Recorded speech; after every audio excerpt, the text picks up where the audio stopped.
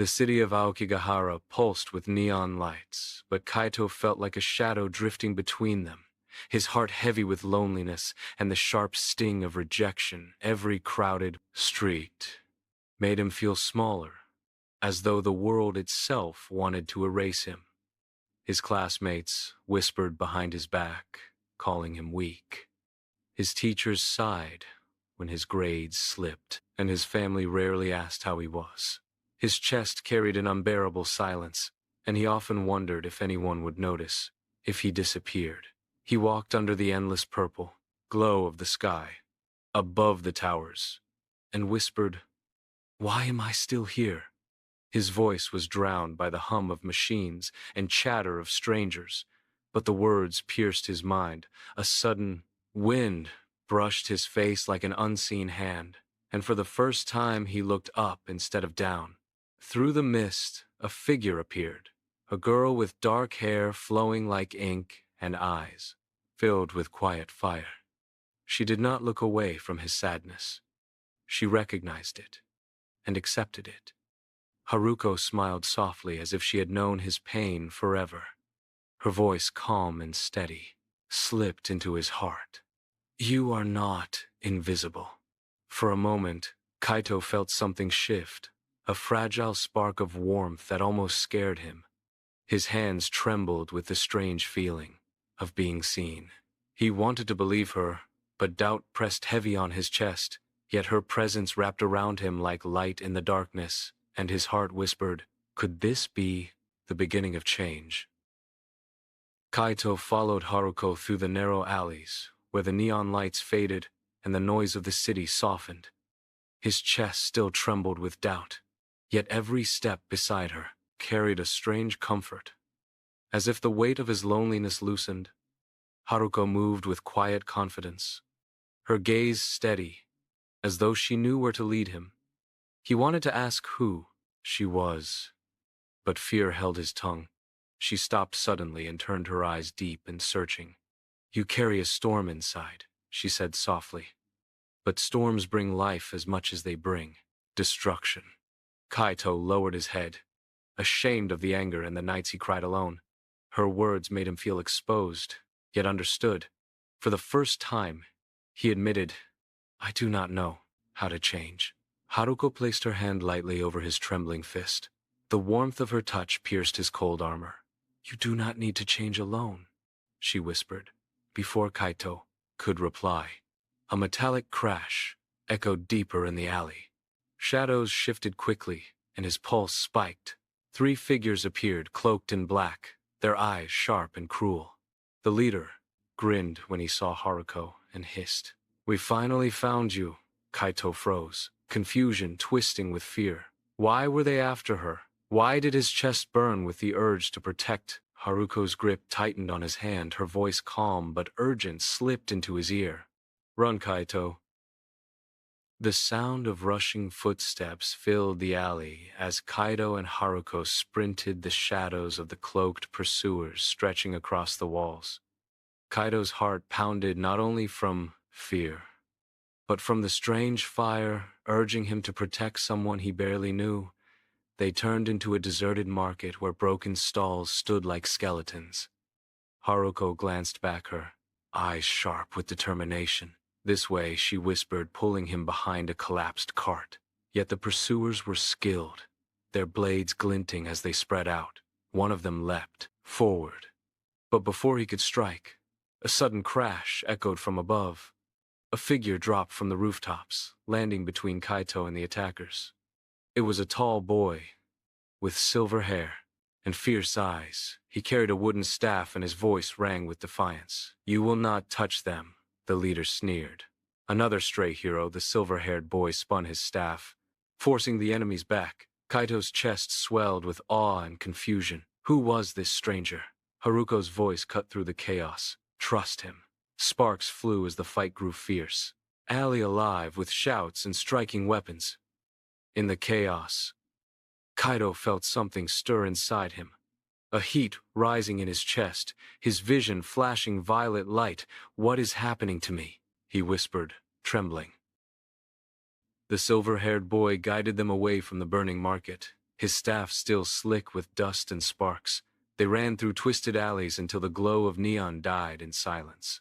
Pressed heavy, Haruko finally slowed, leading them into the ruins of an old shrine. Its wooden gates were cracked, its lanterns broken, yet the place seemed untouched by the chaos. Outside, Kaito leaned against a stone pillar, gasping for breath, his chest still burning from the violet light that had flashed inside him. Haruko knelt before the altar, her fingers brushing the ancient carvings. "They will not stop," she whispered. "The veil hunts anyone tied to the old power." Kaito's voice shook. "What does that have to do with me?" The boy leaned his staff against the wall, his sharp eyes fixed on Kaito. "You felt it, didn't you? The fire in your chest, the glow in your eyes." Kaito froze, memory twisting through him. The warmth had not been just fear, it was something alive. Haruko rose and touched his shoulder, her gaze soft but steady. "You are bound to this power whether you want it or not. You are part of the fight." Kaito's stomach knotted, fear colliding with a fragile spark of belonging. For the first time in his life, he was not only seen, he was needed. Morning light spilled through the broken roof of the shrine. Kaito awoke to the sound of wooden strikes echoing across the courtyard. The silver-haired boy moved with sharp precision, his staff clashing against a training dummy. Haruko watched calmly, her hands folded as if measuring every motion. Kaito rubbed his eyes, his body still aching from the precise night before. "Why are we here?" he asked softly. Haruko turned to him, her tone steady. "Because you need to learn to control what is inside you." The boy stopped his practice, his breath sharp. "I am Riku," he said flatly. "If you cannot fight, you will not survive." Kaito frowned, anger and fear twisting together. "I am not like you. I do not want to fight." Riku's eyes narrowed. "The veil will not care what you want." Kaito's chest tightened, memories of running, of glowing violet heat flooding his mind. He clenched, his fists trembling. "I do not even know what I am." Haruko stepped closer, her voice gentle yet firm. "You are someone who matters." She handed him a wooden blade, heavy and unfamiliar. "Hold it, Kaito." The wood shook in his grip, his palms sweating, but Haruko's gaze anchored him. For the first time, he lifted a weapon not out of hate, but out of a fragile hope that he could become something more. Riku nodded. Faint approval. "Training begins now." The days passed within the ruined shrine. Riku drilled Kaito endlessly, striking his staff against the wooden blade, forcing him to block again and again. Kaito's arms ached, his lungs burned, yet with every fall he rose a little faster. Haruko watched quietly, offering words of comfort when his doubt grew heavy. One evening, as the sun bled red across the broken fire roof, a sharp whistle pierced the air. Riku froze, his eyes narrowing. "They found us." Shadows moved quickly at the gates, black cloaks sweeping like waves. The veil had returned. 3 figures entered, blades gleaming in the dying light. Kaito's chest tightened, his hands shaking around the wooden sword. Riku stepped forward, staff raised. "Stay behind me." But Haruko shook her head. "No, this is his moment." The cultists lunged, their strikes fast and merciless. Riku parried one, but another slipped past, rushing toward Kaito. Fear clamped his body, yet the violet fire within his chest surged without warning. His vision flashed bright, and the wooden blade in his hand glowed faint light. He swung clumsily, but the strike exploded, with energy hurling the attacker back into the shrine wall. The shock left Kaito breathless, his arms tingling with power. Haruko's eyes widened with pride. "You see, it is inside you already." The enemy hissed, regrouping as Kaito stared at his hands, trembling with fear and wonder. "What am I becoming?" The shrine shook as the veil pressed harder, the shadows spilling through every crack. Riku's voice thundered. "Grab what you can. We move now." He swung his staff, breaking the gate open, and the three of them dashed into the forest beyond. The night was alive with howls and the hiss of arrows cutting through the trees. Kaito's lungs burned, but his feet moved. Driven by the fire, still buzzing in his chest, Haruko stayed close, her hand guiding him through the darkness, while Riku struck down any enemy that drew near after endless running. They stumbled into a clearing, where moonlight revealed the ruins of a forgotten bridge. Riku stopped his chest, heaving his eyes fixed on the broken stones. This was where it happened, he muttered almost to himself. Haruko's brow furrowed. What happened? Riku's grip on his staff tightened. His village was here once. The veil destroyed it because we refused to kneel. His voice cracked, though he tried to hide it. My sister, she was taken.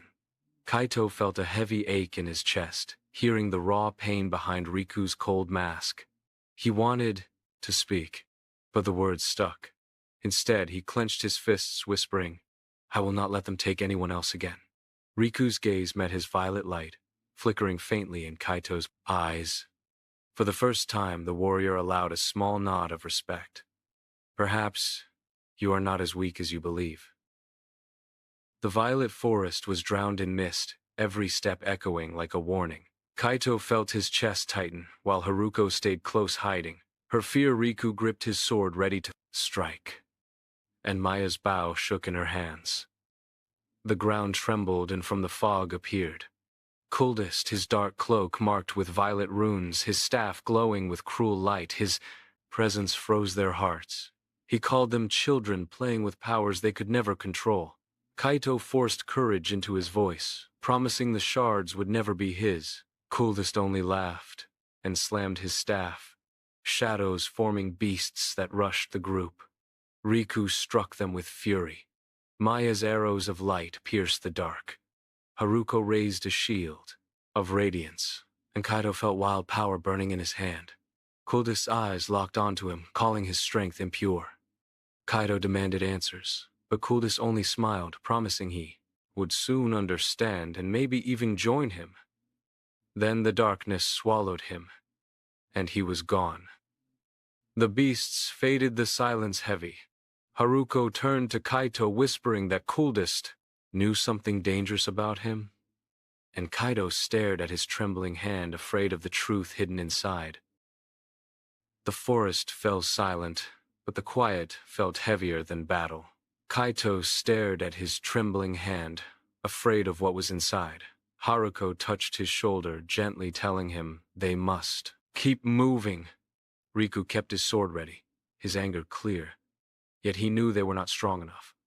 Maya admitted she had seen the same dark glow in Kaito before, and that it scared her more than Kuldist. The words struck deep and Kaito turned away, ashamed. They followed a narrow path until ruins appeared through the mist stones, glowing faintly with violet moss. Haruko whispered, it was once a temple of balance between light and shadow. Kaito felt drawn to it as if something called him. His hand brushed the stone, and a vision struck him. Voices of warriors, chains breaking, and a shadowy figure holding shards of time. He collapsed, gasping, his eyes glowing faint violet. When he spoke, his voice was not fully his own, warning that the shards were not a gift, but a curse meant to break time itself. The group froze, realizing the truth was darker than they ever imagined. The ruined temple was quiet, its broken walls glowing faintly. The group entered slowly. Kaito, still weak from the vision, leaned on Haruko. Riku kept his sword raised and Maya touched the mossy stone, whispering it felt alive. At the center stood an altar, cracked, but glowing. Kaito felt drawn to it, his chest burning. Haruko begged him to stop, but he reached out. Light exploded, filling the room. Illusions appeared, warriors fighting shadows, voices crying about the shards and their curse. Among them, Kuldist appeared not as an enemy, but once a guardian who betrayed his order, seeking to bend time. Kaito gasped as the memories tore through him. Riku struck the altar, but the light grew stronger, wrapping Kaito and lifting him. In the air, Maya tried to reach him, but Haruko pulled her back. The glow burned until it finally faded, dropping Kaito down. His eyes glowed faint, then dimmed. His voice shook as he whispered that the shards were never meant to save, but to test those who touched them. The group stood frozen, realizing their fight was far greater than they believed. Kaito and Haruko stood with Riku and the others around the glowing clock in the heart of Violet City. The purple sky pulsed above as if waiting for a decision. Coldest appeared again, weakened but furious, shouting, "This power will destroy everything.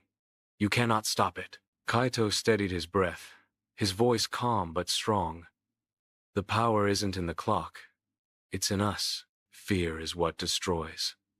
And we're done being afraid." Haruko's eyes softened, her hand trembling as she reached out. "Together, we'll bring the light back." The clock spun wildly, its glow bursting into waves of light as each of them placed a hand on it. Their hearts connected, emotions flowing, hope, pain, love spreading through the city. Streets lit up, the air cleared, and life returned. Coldest stumbled, disbelief in his voice. How can feelings overcome centuries of darkness? Tears filled his eyes as Haruko whispered gently, "Because hope is stronger than despair." The shadows around him dissolved into fading light. Children's laughter filled the streets, the sky shifting from violet to golden dawn. Kaito looked up with a faint smile, whispering, "It's over, but our journey isn't." The dawn spread across Violet City, yet the calm was fragile. As Kaito, Haruko, and Riku walked through the streets, the people cheered, but whispers of fear still lingered. Not everyone believed the battle was truly over. From the ruins at the city's edge, a strange figure emerged, a girl with silver hair and eyes glowing faint blue. She introduced herself as Lyra, a guardian of time who had been bound within the clock for centuries. Her voice carried both warmth and sorrow. "You freed the city, but the balance of time is broken. If it isn't restored, darkness will rise again, even stronger." Kaito's chest tightened. The victory he thought was final suddenly felt like only the beginning of something larger. Haruko touched his arm, sensing his unease, and whispered, "We'll face it together, no matter how heavy the path becomes." Lyra revealed fragments of the truth. The clock was not just a tool of power, but a seal holding back forces far older than Coldest. She warned them that cracks had already formed, spreading beyond Violet City into distant lands. The group exchanged worried glances. Their journey had united them, but now it demanded more than courage, it demanded sacrifice. As the purple dawn faded into full daylight, the city celebrated, unaware of the greater threat. Kaito looked at Haruko, Riku, and now Lyra, his heart heavy but steady. "Then our fight isn't finished," he said quietly. "This time, we protect not just a city, but the entire world." The group set out beyond Violet City, guided by Lyra through valleys veiled in mist and forests older than memory. Each step carried the weight of what they had left behind, but also the spark of what they must protect. Kaito felt the burden of leadership pressing on his chest, yet Haruko's quiet presence steadied him. Riku walked ahead, restless and alert, while Lyra moved like a shadow of time itself, her silver hair catching every glimmer of light. They reached the ruins of an ancient temple, its walls covered in symbols that pulsed faintly when Lyra touched them. She explained that the seal of time stretched across many temples scattered through the world. "If even one falls apart completely, the darkness will pour through," she said, her voice low but urgent. As night fell, they camped under a sky filled with violet stars. Haruko admitted softly, "I used to dream of adventure, but now I feel its weight. Fear, danger, the unknown." Kaito looked into her eyes, his own voice trembling. "And yet, you still walk beside me. That's what gives me strength." Riku pretended not to listen, though a small smile flickered across his face. Suddenly, the earth trembled. From the temple's shadow emerged monstrous figures, twisted creatures of smoke and bone, servants of the broken seal. The group stood together, weapons drawn, hearts pounding. Kaito tightened his grip, whispering, "This is just the beginning." The monsters burst from the temple shadows, claws slicing the air. Kaito charged first, sword blazing with the clock's light. Fear pressed on his chest, but every glance at his friends gave him strength. Haruko stood beside him, her staff glowing, each strike fueled by her vow to never lose hope again. Riku darted through the chaos, his daggers flashing as he cut through smoke and bone. Lyra remained at the center, chanting words of time, the temple symbols glowing brighter with every verse. Her voice shook, but she didn't stop. The ground trembled as one of the monstrous leaders rushed Lyra. Haruko raised a barrier that shattered instantly, but her stand bought a moment. Riku struck from behind, his blade sinking deep as he shouted with all his fury. The creature collapsed, dissolving into mist. At last, the last monster fell. Silence filled the ruins as the temple glowed, the seal restored. But Lyra collapsed to her knees, breath faint. "One seal is safe," she whispered, "but many more are breaking." Exhaustion showed on every face, yet none stepped back. Kaido placed a hand on her shoulder, voice steady. "Then we keep going, we save them all." At the peak of the final mountain, the last seal cracked open, spilling darkness across the sky. From it rose a giant shadow, the true enemy bound for centuries. Its voice shook the earth. "You cannot fight eternity." Kaito's hands shook, but his voice was firm. "We're not fighting eternity, we're protecting the moments that matter." Haruko stepped forward, eyes glowing with tears. "For the people who believe in us." Riku smirked, daggers ready. "And for ourselves." Lyra raised her hands, her light merging with theirs until the mountain blazed. They struck together, sword, staff, daggers, and pure light. The shadow screamed and shattered into fading fragments, the seals across the world reigniting with brilliance. The storm broke, and dawn spread across the sky. Lyra smiled faintly, her form dissolving into sparks. "You gave time back its meaning," she whispered before vanishing. Kaito, Haruko, and Riku stood at the summit, exhausted, yet filled with hope. Below them, Violet City glowed with peace, laughter rising with the sunrise. Kaito breathed deeply, a gentle smile crossing his face. "It's over," he whispered, "and now we live."